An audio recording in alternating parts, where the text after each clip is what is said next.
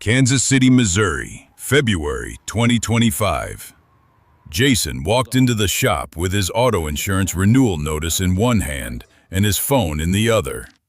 Premium had gone up 32% year over year.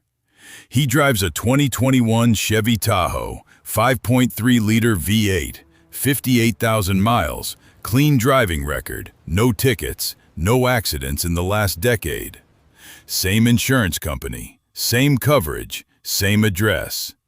The renewal letter said his rate change was based on driving behavior data. Jason didn't remember signing up for any driving behavior program. He hadn't installed a usage-based insurance dongle in his OBD2 port. As far as he knew, his insurance company should have zero access to how he was driving. He wanted me to help him figure out where the data came from. I asked him what he had in his phone. He pulled up the My Chevrolet app, which he had installed when he bought the truck. Somewhere in the setup flow, months earlier, there was a toggle for GM's OnStar Smart Driver program. Remember activating it. It was on. Deeper into the same portal, GM was sharing his driving score data, hard braking events, hard acceleration events, mileage per trip, speeding above posted limit events, with a data broker called LexisNexis. LexisNexis then produced what's called a consumer disclosure report for Jason's insurance carrier, and the carrier used that report to justify the 32% premium increase. If you'd read the New York Times reporting from March 2024, Kashmir Hills series, you'd already know what happened next in the industry. GM was sued in multiple class actions over exactly this data-sharing arrangement. Class action venues in Georgia, Missouri, and Michigan. GM discontinued the Smart Driver Data Broker program in the middle of 2024 following the reporting. But data collected before then is still out there. Jason's insurance rate was rebuilt off of 2 years of driving score data he had never consciously agreed to share. I walked Jason through the fix, filed a formal dispute with LexisNexis under the Fair Credit Reporting Act, requested a full consumer disclosure report from LexisNexis directly, sent it to his insurance carrier with a written rewrite request. 4 months of back and forth. Insurance premium recalculated. Retroactive credit applied. He ended up refunded about $1,700 on the difference back to renewal date. Total cost to Jason? About 10 hours of his own time and a bad 4 months of not knowing whether the system would actually make him whole. Stay through to Tier A at about 13 minutes in.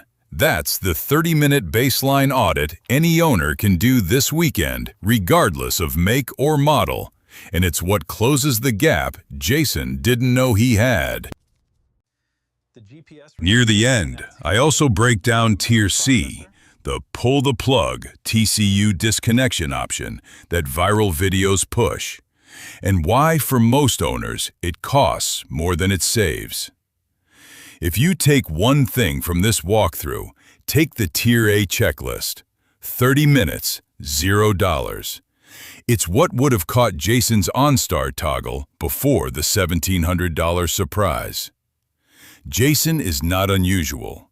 He's the leading edge of a much broader pattern that every mechanic in the country is going to be answering customer questions about for the next 5 years. So I want to walk through what's actually going on inside your car when you drive it, what data your vehicle collects, where that data goes, what the trade-offs are, and what you can realistically do about it as an owner. This is not a conspiracy video. Everything I'm about to walk through is publicly documented, publicly reported by mainstream news outlets, publicly cited in ongoing federal class action lawsuits, and publicly stated in the privacy policies your automaker gave you at the time of purchase. The ones nobody reads because there's 70 pages of legal language. Read what the automaker actually says in the privacy policy, not what the 10-second video with the caption, "They're tracking you," claims. My job here is to translate the documented reality into what a normal owner can actually do about it. Not doomsayer, not fearmonger, not pull the plug on everything advice. Just what's happening, what it means, and what your realistic options are. 2 acronyms to understand: TCU, Telematics Control Unit, and EDR, Event Data Recorder. Different systems, different purposes, different data flows. Both are in your vehicle if you're driving anything built new since roughly 2018.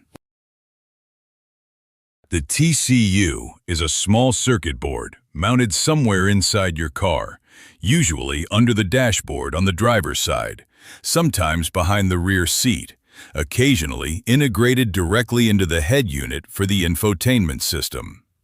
Physically, about the size of a paperback book. It contains a cellular modem, either 4G LTE or 5G on newer vehicles, a GPS receiver, a small ceramic antenna, and an interface into the vehicle's CAN bus network. The CAN bus is how the modules inside your car talk to each other, and the TCU sits on that network, reading data from every other module. Engine parameters, braking events, steering angle, wheel speed, seatbelt status, door open and close events, cabin microphone data if the car has voice recognition. On some vehicles, cabin camera data from the driver monitoring system. The TCU takes that data and transmits it over the cellular network to your automaker's cloud servers, usually somewhere in the US, sometimes routed through a Tier 1 supplier like Bosch or Continental first, before it hits the automaker's servers. Frequency of transmission depends on the vehicle and the settings. Some vehicles push a status update every 15 minutes. Some push on specific events: engine start, hard braking, geofence crossing, crash detection. Some push a full trip summary at trip end. There is no standard rate across brands, which is part of the problem. The EDR is different. The EDR is a small memory chip built into the airbag control module. Its job is narrow. Record the last 5 to 25 seconds of vehicle data leading up to and immediately after an airbag deployment event. Data recorded is standardized under Federal Regulation 49 CFR, Part 563, speed, throttle position, braking, steering, seatbelt status, airbag deployment timing. That data does not transmit anywhere on its own. It sits in the module until someone physically accesses the vehicle with a specific EDR retrieval tool. Usually a police officer or an insurance investigator after a crash. Then it can be read out. The actionable difference. The TCU is the module that transmits your ongoing driving data to your automaker in real time. The EDR is the module that stores crash data for post-event analysis. If you're worried about ongoing data collection, that's the TCU. If you're wondering what happens to your data after a crash, that's the EDR, and it's separate. Third thing to know about: the OBD2 port under your dashboard. That's a standardized diagnostic port that lets tools plug in and read codes. Read only. Activated only when something is plugged in. Some usage-based insurance programs give you a dongle to plug into that port that adds cellular transmission. You actively opting in to insurance data collection with a physical piece of hardware you can unplug at any time. Different problem than the built-in TCU. If you have one of those dongles installed, that's a separate conversation and much easier to remove. 4 documented cases that establish the pattern. Case 1. Mozilla Foundation, Privacy Not Included Report, September 2023. Independent review of 25 automotive brands sold in the U.S. Every single brand failed Mozilla's privacy standards. Every one. Toyota, Honda, Ford, GM, Volkswagen, BMW, Tesla, Nissan. All of them. The report documented that automakers collect data on driver behavior, location, and in some cases, sensitive personal categories, including a direct quote reference to sexual activity in the Nissan privacy policy under sensitive information. Covered by Washington Post, NPR, CBS News, and Wired at time of publication. Not a fringe source, not a conspiracy publication. Mainstream tech reporting on the automaker's own published privacy policies. Case 2, New York Times, March 2024. Kashmir Hill's reporting series on GM sharing driver behavior data with LexisNexis and Verisk data brokers. The reporting documented specific cases of GM Chevrolet, Cadillac, and Buick owners discovering their insurance premiums had increased based on consumer disclosure reports from LexisNexis containing hard braking and hard acceleration event counts collected through OnStar Smart Driver.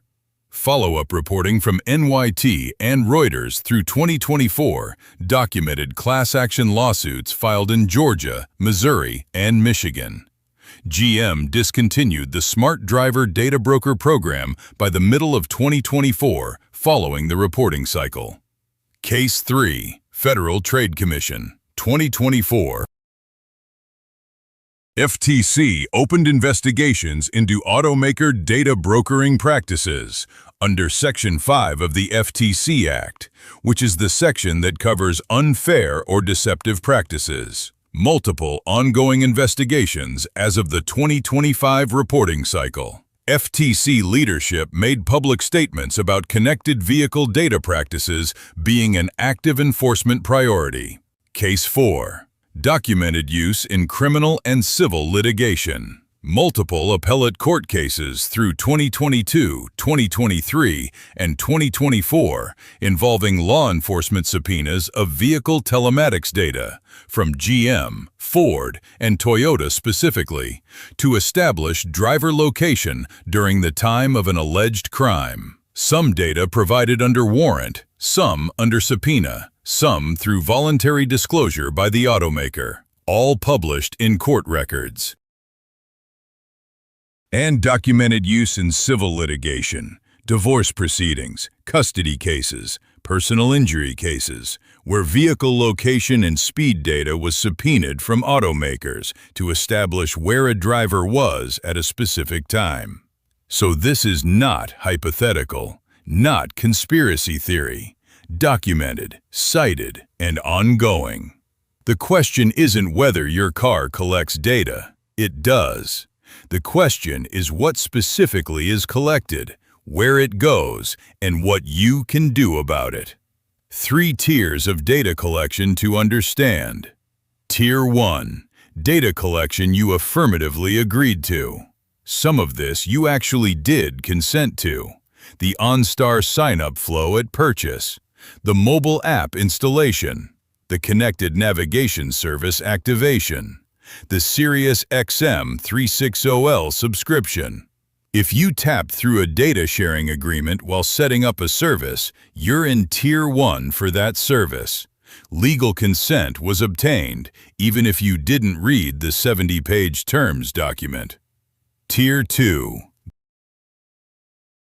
Data collection that's on by default and requires you to opt out. Most automakers ship vehicles with telematics collection turned on by factory default. Opting out requires finding the Settings menu, which is often 3 or 4 sub-menus deep in the infotainment system, or logging into a web portal, or calling a phone number. Your ability to opt out exists on paper. Whether you actually knew you had to opt out is a different question. And that's the tier where the FTC investigations are focused. Tier 3. Data collection that happens regardless of your settings. Smaller category. Emergency crash notification data, required in some markets to comply with regulatory mandates. Anti-theft data if you've reported the vehicle stolen. Certain over-the-air update telemetry. Whether some Tier 2 data ends up here after automaker interpretation is currently under litigation. For the average owner, the meaningful action lives in Tier 2. Find the opt-out. Actually opt out. That's most of what you can do. Let me walk through my own audit on my truck as a working example. 2020 Ram 1500, 5.7-liter Hemi, Uconnect infotainment. Bought it used from a fleet lease turn-in early 2024. When I set up the Uconnect app on my phone during the second week of ownership, the setup flow asked me to accept the Stellantis privacy terms, which I did because you cannot use the app without accepting them. 27-page document. I did not read it word for word. I doubt many owners do. 2 months in, I got curious after reading through the Mozilla report last summer. Went into the Uconnect settings on the truck head unit. Data sharing menu. 3 sub-menus deep. Settings, then personal data, then data sharing preferences on that particular head unit software version. Found 7 separate toggles: driving behavior data, location data, cabin voice data, biometric data, heart rate from the seatbelt tension sensor, which I did not know was a thing until I saw it labeled in the menu, infotainment usage data, connected services data, and diagnostic data. 6 of 7 were on by factory default.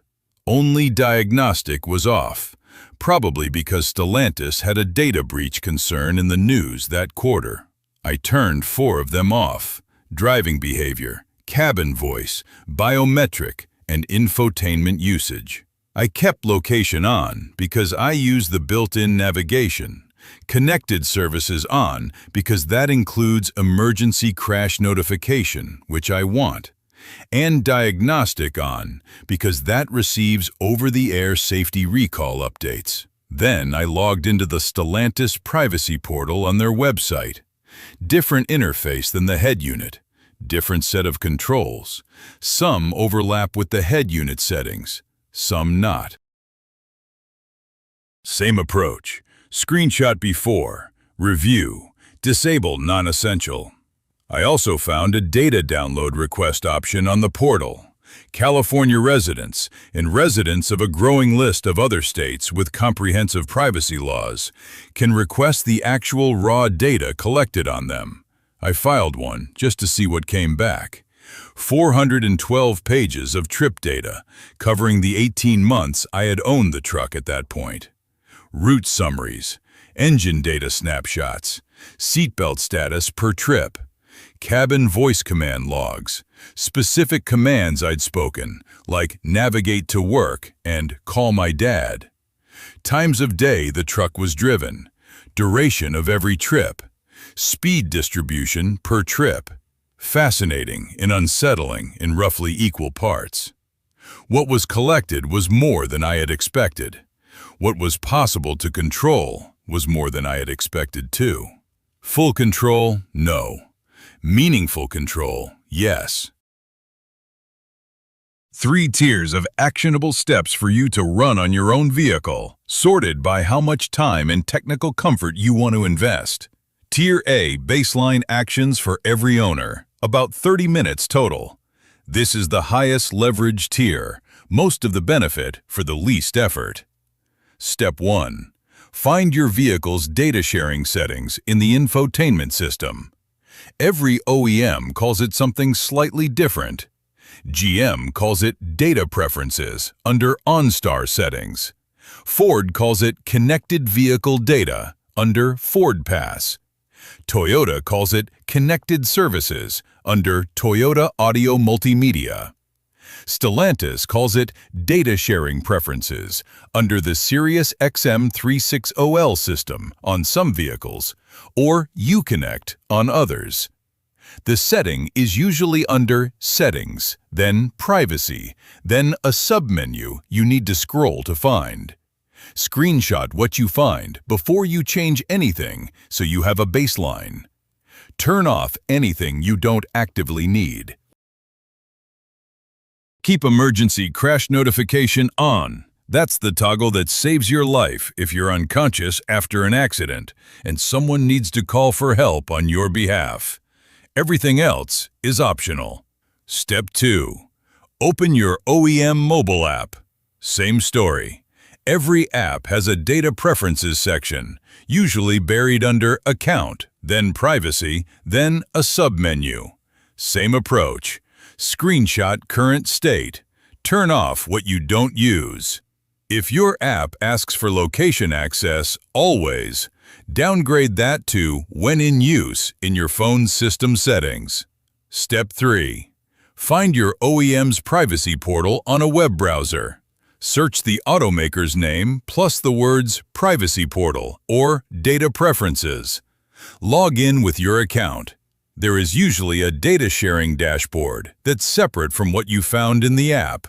Same approach. Screenshot, review, disable non-essential. Step 4. If you use a smartphone connected to your car through Android Auto or Apple CarPlay, review your phone's app permissions for the OEM app specifically. Sometimes the OEM app collects location data through the phone, even when you thought you'd disabled it on the vehicle side. iOS and Android both let you set the app to Location When in Use only, which cuts most of the surprise collection. That's Tier A. About 30 minutes if you go carefully. You've moved from unknowing Tier 2 collection to informed Tier 2 collection. Data is still being collected, but only in the categories you actively chose to keep, for services you actively use. Tier B. For owners who want to see what has already been collected. About 2 hours of your time. If you live in California, Colorado, Virginia, Connecticut, Utah, or a growing handful of other states with comprehensive privacy laws on the books, you have a statutory right to request a copy of the personal data your automaker has collected on you. It's called a Data Subject Access Request, or DSAR. Go to the OEM Privacy Portal, same one you found in Step 3 of Tier A, and look for a Right to Know request option or a Data Access request option. Fill out the form. Provide identity verification, which is usually a driver's license upload or account confirmation. Submit. Response time is regulated. 45 days for California under the CCPA, 60 days for most of the others under similar state laws. You'll get back a data package, usually a downloadable zip file, containing the raw data the automaker has stored on you. Depending on how long you've owned the vehicle and how much telematics collection was active, this might be dozens of pages, hundreds of pages, or in some cases, thousands of pages. Read at least the summary. You'll find categories of data you didn't know existed. You'll find data older than you expected. You'll find at least one moment of, why the hell did they collect that? Use the summary to inform which additional toggles you want to disable back in Tier A settings. Tier C, the pull the plug option. Physically disconnecting your vehicle's TCU. This is what viral videos show you. I want to be specific about what it actually costs. Physical disconnection of the TCU is possible on most vehicles built through roughly 2022. Some newer vehicles have integrated the TCU function into the same physical module as safety features, which makes clean disconnection harder or impossible without disabling other systems. On vehicles where TCU disconnection is possible, the module is usually accessible by removing a trim panel. Under the dashboard on the driver's side on most Fords, behind the rear seat on some GMs, integrated into the head unit assembly on some Stellantis vehicles. What you lose by disconnecting the TCU. Automatic Emergency Crash Notification. That's OnStar Automatic Crash Response on GM, SOS on Toyota, and generally called eCall in other markets. If you're unconscious after a crash, no one is called for you. Stolen Vehicle Recovery Service, if you subscribe to it. Over-the-air software updates.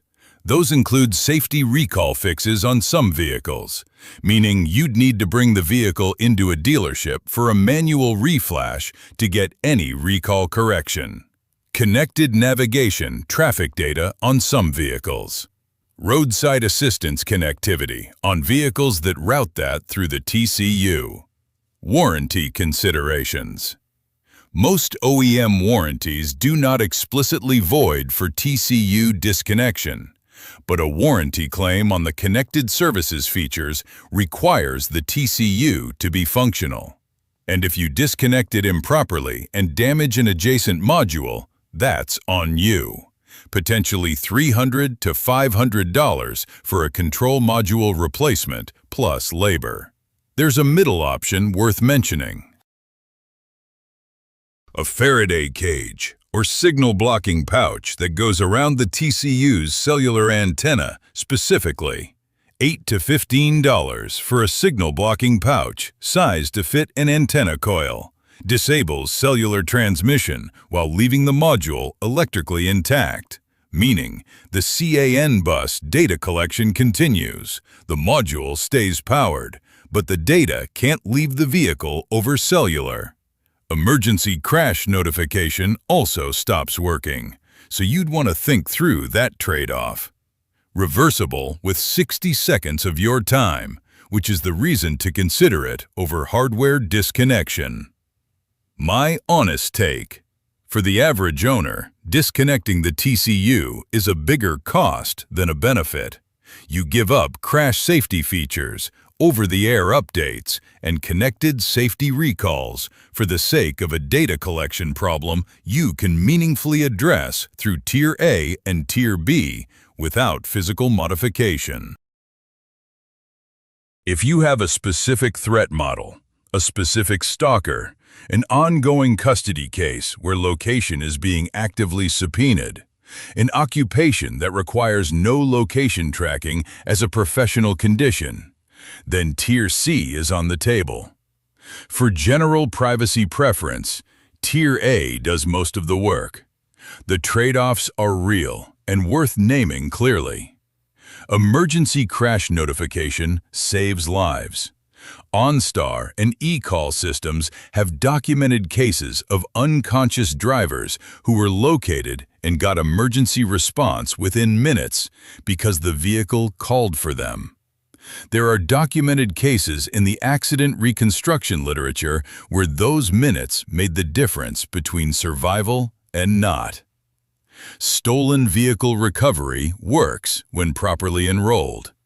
Average recovery time on OnStar-equipped vehicles is under 24 hours in urban areas, per GM's own reporting.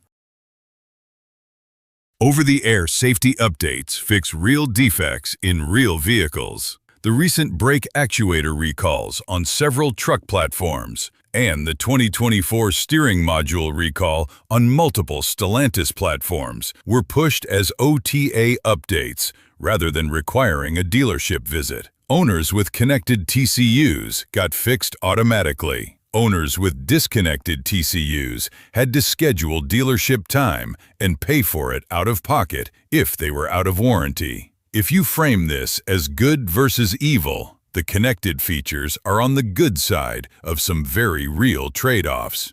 The problem is not the features. The problem is that automakers bundle the safety features with the data monetization pipeline, and the current legal framework doesn't require them to sell you the safety features without also selling your data to LexisNexis. That's the honest villain, not the technology, the packaging.